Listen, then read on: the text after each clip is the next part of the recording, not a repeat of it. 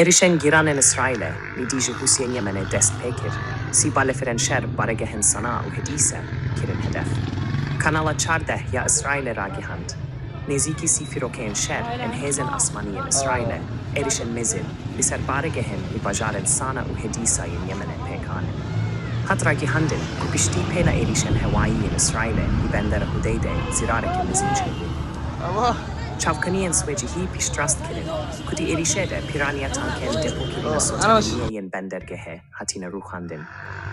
Di êrîşan de her vîha ziyaneke mezin geheşt avahiyên derdore. Li gor jêderên ibranî, pêncî bombe avetine ser Yemenê, kargehên betone û bendera hûdeydê kirine armanc û bendera hûdeydê bi temamî vêran bûye.